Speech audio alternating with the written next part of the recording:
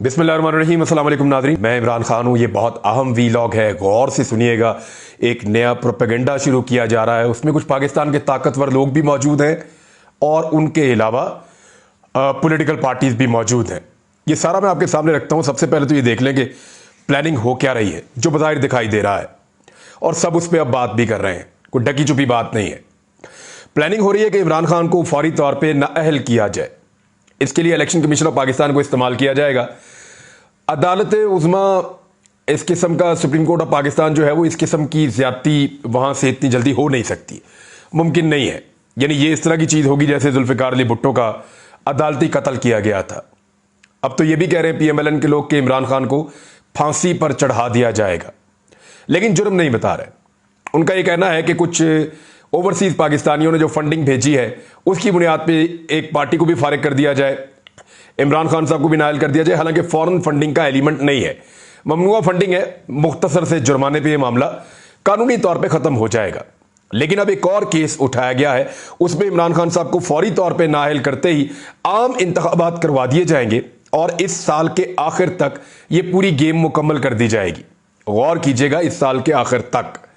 वजह यह है कि कुछ लोग चाहते हैं कि वो टाइम से ये सारी एपिसोड जो है इसको मुकम्मल कर लें। यानी मैंने आपसे कल भी कहा था कि एस्टेब्लिशमेंट के साथ जो बेहतरीन ताल्लुकात इस वक्त PDM की हुक्मरान जमातों के हैं वो शायद ज़्यादा देर तक ना रहें, तो वो उससे फ़ायदा उठाना चाहते हैं। इस मौके पर इमरान खान को ग्राउंड में शिकस्त देना तकरीबन नामुमकिन है। तो अब ऑप्शन क्या रह जाता है? ऑप्शन ये रह जाता है कि टेक्निकल नॉकआउट करो, इलेक्शन से किसी तरह बाहर कर दो। बाहर करने के लिए जो केस बनाया गया है वो केस मैं आपके सामने रख देता हूं, जिसके ऊपर सब इंतजार कर रहे हैं। वो ये है कि तोशाखाना के जो तहाइफ की तफसीलात छुपाने के मामले पर स्पीकर कौमी असम्बली राजा परवेज अशरफ ने एक रेफरेंस इलेक्शन कमीशन को भिजवा दिया है। वो जाकर इलेक्शन कमीशन को मौसूल भी हो गया है। उन्होंने कहा कि इमरान खान की नाअहली का रेफरेंस इलेक्शन कमीशन को भिजवा दिया है और जराए ने यह बताया है कि रेफरेंस में स्पीकर कौमी असम्बली ने कहा है कि साबिक वज़ीर आज़म इमरान खान ने तोशाखाना से लिए तहाइफ अपने असासों में जाहिर नहीं किए और ना ही उन्होंने तहाइफ भेजने की रकूम की तफसीलात गोशवारों में जमा करवाई हैं। तो इसलिए उन्होंने कहा कि फौरी तौर पर इसकी समाअत की जाए और आइन के आर्टिकल 62(1)(f) के तहत इमरान खान को नाअहल करार दे दिया जाए। उन्होंने अपने असासे छुपाए हैं। इमरान खान साहब ने क्या तोशाखाना से जो तहाइफ लिए या कोई तोहफा लिया उसको अपना असासा बनाया था? बड़ा सवाल यह है। इमरान खान के बकौल यह है कि उन्होंने वहां तोशाखाना से एक चीज ली, बेच के पब्लिक के ऊपर लगा दी। उन्होंने उसको अपना एसेट बनाया ही नहीं। उन्होंने वो चीज खरीदी और बेच दी और वो पैसा जो है उसको पब्लिक पे लगा दिया। उनके असासों में इजाफा नहीं हुआ, तो इसलिए उन्होंने इसको असासे के अंदर जाहिर नहीं किया।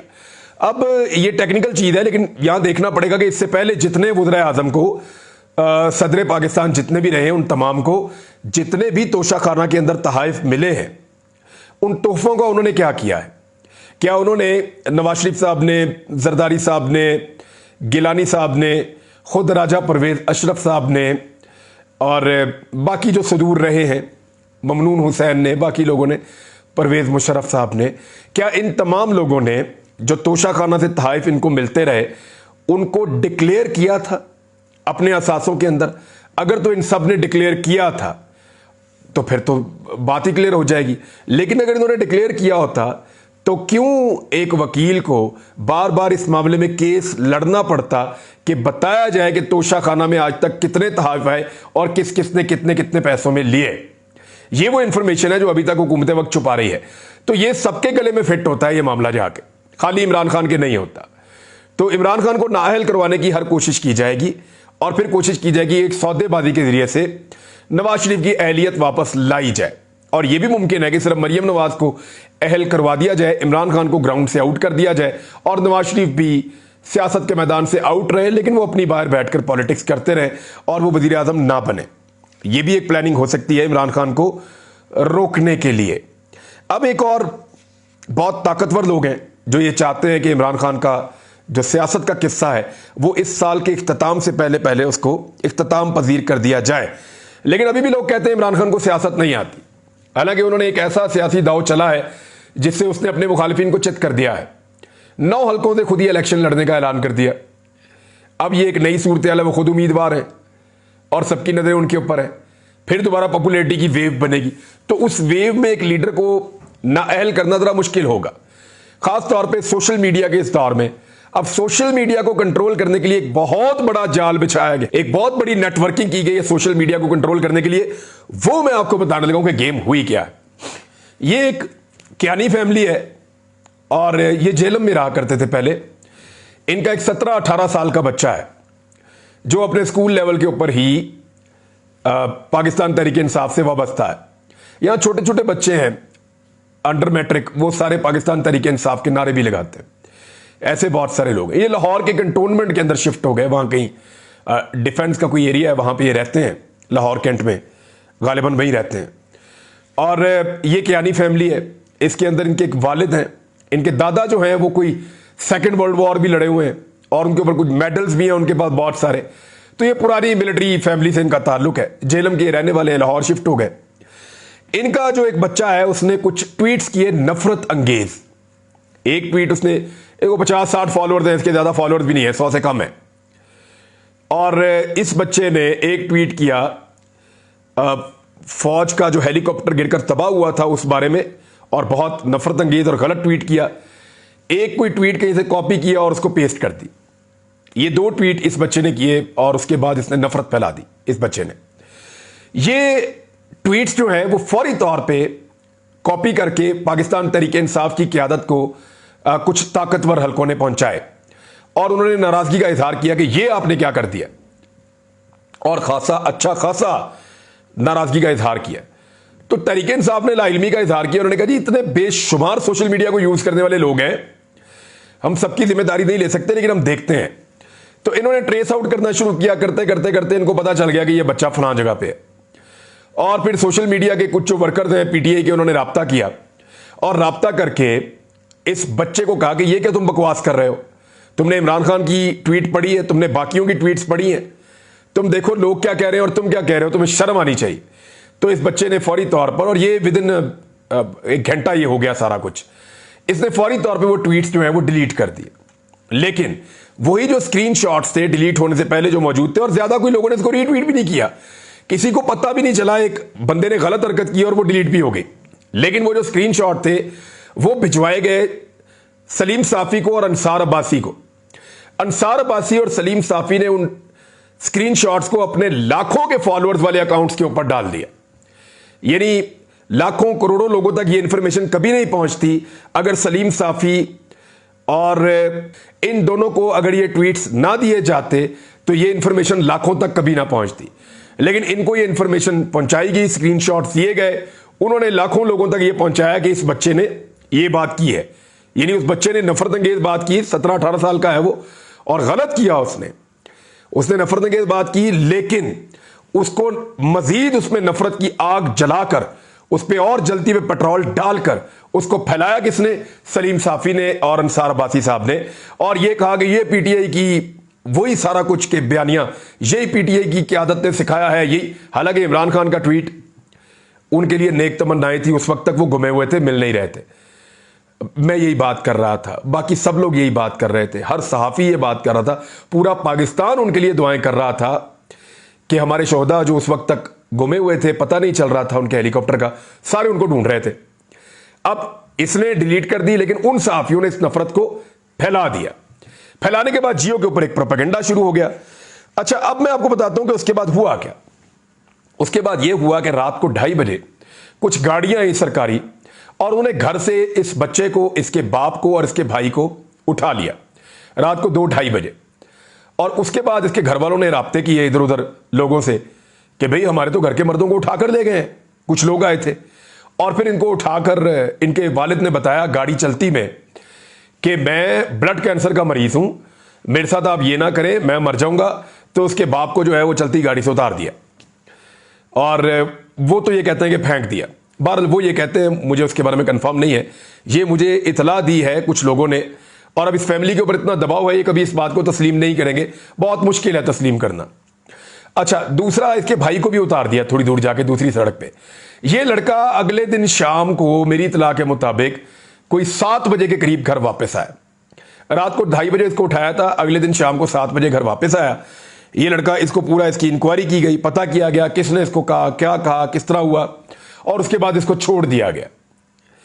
अच्छा, इस बीच में जो है वो लोग ढूंढते रहे, और वो बहुत सारे लोग जो इसको ढूंढते रहे, मैंने उनसे कंफर्म किया है, उसमें वकील भी है।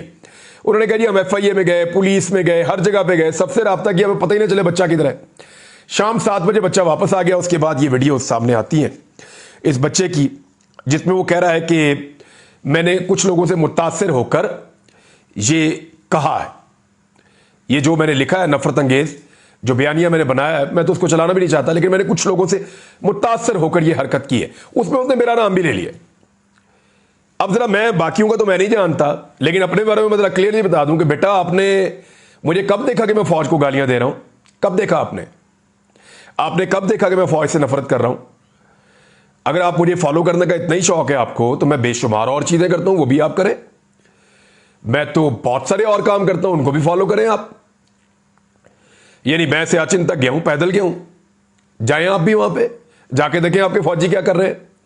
मैं पाकिस्तान की तमाम सरहदों पे अपने फौजी भाइयों के पास गया हूं, जाओ जाकर वो भी देखो। वहां से तो तुमने इंस्पिरेशन नहीं ली, और नेगेटिव चीज की, उस चीज की इंस्पिरेशन ले रहे हो जो मैंने कभी की ही नहीं।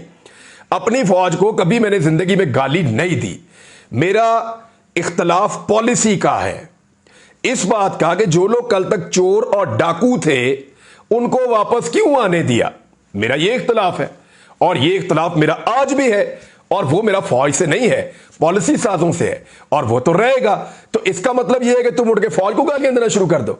मैंने ट्वीट किया था शुरू में, जब ये मामला शुरू हुआ था, इख्तलाफ जब शुरू हुआ, तब मैंने कहा था कि बहुत सारे लोग इसको ये समझ रहे हैं कि हमारी खुदा ना खास्ता कोई फौज के साथ दुश्मनी हो गई है। ऐसा नहीं है। मैंने ये भी कहा था कि जो फौज के और रियासत के दुश्मन है, जरा ये इख्तलाफ हमारा खत्म हो जाए, मिलके तुम्हारी मंजी ठोकेंगे। ये मैंने अल्फाज लिखे भी थे और बोले भी थे। तो फौज मेरी है और मैं फौज का साथी हूं। मैं फौज के शाना बशाना कल भी खड़ा, आज भी खड़ा रहूंगा, हमेशा खड़ा रहूंगा। लेकिन ये जो प्रोपेगेंडा किया गया, ये करवाया गया है, इस बच्चे के मुंह से मेरा नाम निकलवाया गया है। उसका रीजन देता हूं। मैंने जितने ट्वीट किए, रीट्वीट किए, जितनी चीजें इस वाकये के हवाले से मेरे पास मौजूद हैं, वो रिकॉर्ड के ऊपर है कि हमेशा उन लोगों के लिए हम दुआ कर रहे थे। उनके लिए हम बाद में हम काफी गम का शिकार भी थे, और उनके लिए हमने, उनके दर्जात की बुलंदी के लिए भी हम लोगों ने दुआ की है। मैंने प्रोग्राम भी इसके ऊपर किया। तो इसने कहां से ले ली इंस्पिरेशन? ये कहां से कहना शुरू हो गया भाई रजीम चेंज ऑपरेशन के ऊपर मेरा एक मौकिफ है। उस मौकिफ का मतलब पाक फौज को गाली देना नहीं है। इन दो चीजों को मिक्स ना किया जाए। दो चीजें लोग मिक्स कर देते हैं। एक ये कहते हैं कि अमेरिका ने पाकिस्तान में रजीम चेंज ऑपरेशन करवाया और उसकी गुलामी मंजूर नहीं है, तो फिर ये अमेरिका से ताल्लुकात क्यों रखते? ओ भाई, ताल्लुक रखना अलग बात है, गुलामी करना अलग बात है। अमेरिका से बेहतरीन ताल्लुकात हम चाहते हैं, लेकिन ऐसी सतह के ऊपर जहां आपकी इज्जत भी हो। यह नहीं हो सकता कि हम उनकी गुलामी करें या उनके कहने पर रजीम चेंज ऑपरेशन करें। यह मैं कहता हूं। और जहां तक बात है अपने इदारों से इख्तलाफ की, तो वो इस बात पे है कि जो लोग कल तक चोर डाकू, मुल्क के दुश्मन आप डिक्लेयर करते थे, हमें कहते थे सबको, वो लोग कैसे इस मुल्क के हमायती बन गए और कैसे उनको इक्तदार में आने दिया। उन लोगों के रिकॉर्ड केसेस हैं, मुल्क को लूटा हुआ है, रिकॉर्ड मौजूद है, आपके पास फाइलें सबके पास मौजूद हैं। ये कैसे हो सकता है कि वो लोग हमारे मुल्क को चलाएं? ये हम सवाल उठा। यहां पे फौज को गाली कहां दे रहे हैं हम? ऐसा नहीं होता। अब ये बच्चे ने मुझे और किसी चीज में फॉलो नहीं किया, और एक ऐसी चीज में फॉलो किया जो मैंने कभी जिंदगी में की नहीं। ये किया क्यों जा रहा है, जरा इसके ऊपर आप गौर करें। और जियो न्यूज को इसके ऊपर इस्तेमाल किया जा रहा है। सदर आरफ अलवी से आप राब्ता करें और उनसे पूछें कि उनके साथ क्या हुआ, उनको क्यों नहीं जनाजे में शिरकत के लिए जाने दिया गया, पता करें। ये एक्चुअली एक माहौल बनाया जा रहा है कि सोशल मीडिया को, और खासतौर पे पाकिस्तान तहरीक इंसाफ का जो सोशल मीडिया है, या एंटी रजीम चेंज ऑपरेशन जो वॉइसेस हैं उनको बंद कर दें। और अब ये एक चीज मिल गई है, इसके जरिए से बंद करें। और जियो इसके ऊपर सबसे ज्यादा काम कर रहा है, और पीएमएलएन की हुकूमत इसके ऊपर सबसे ज्यादा काम कर रही है कि दबाओ इन लोगों को, दीवार के साथ लगाओ इन लोगों को, इनका मुंह बंद कर दो और बोलने के काबिल ना छोड़ो। ये कोशिश की जा रही है।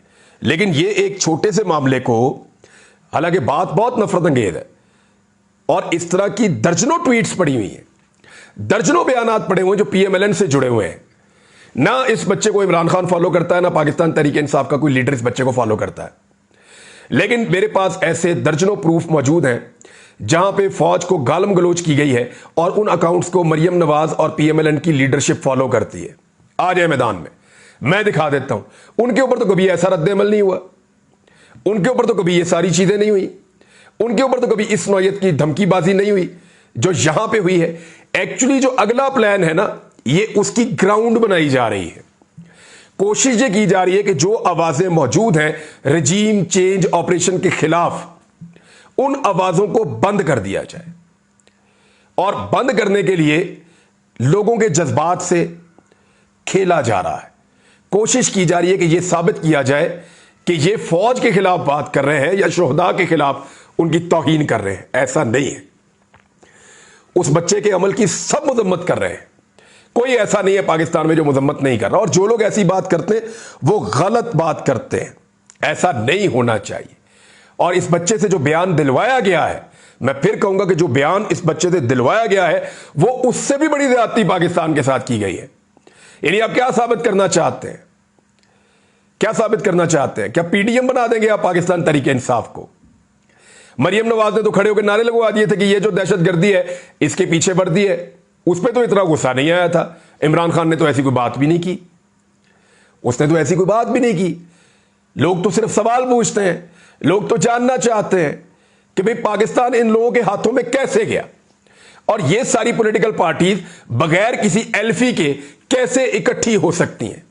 सवाल ही पैदा नहीं होता कि कभी ये पॉलिटिकल पार्टी, और अब तो सारी चीजें तकरीबन खुली हैं, अभी नहीं होंगी तो आने वाले चंद सालों में यही सियासतदान और यही इदारों के अंदर बैठे हुए लोग ये किताबें लिख लिख कर बताएंगे कि फलां ने फलां को फोन किया, फलां ने फलां को बुला के मुलाकात की, फलां ने फलां से मिलकर ये किया, और ये सारी चीजें खुल जाएंगी आने वाले सालों में। जब ये चीजें खुल जानी है तो मेरे ख्याल में लोगों को उतना धोखा दिया जाए जितना लोग हजम भी कर लें। बेशुमार चीजें मैं वायरल करना नहीं चाहता, मैं नहीं चाहता कि मेरे इदारे की तस्हीक हो, लेकिन ये पीएमएलएन ने इससे कई दर्जे आगे बढ़ के उनकी लीडरशिप के अपने अकाउंट्स ने ये किया है। लेकिन वहां पे तो कभी ऐसा गुस्सा नहीं आया। ये एक्चुअली गुस्सा नहीं है, ये एक्चुअली रद्द-ए-अमल नहीं है। एक्चुअली ये क्या है? ये प्लानिंग है जो अगली कार्रवाई डालने जा रहे हैं इमरान खान को नाअहल करने की सूरत में। अब तक इतने, अपना ख्याल रखिएगा, अपने इस चैनल का भी। अल्लाह हाफ़िज़।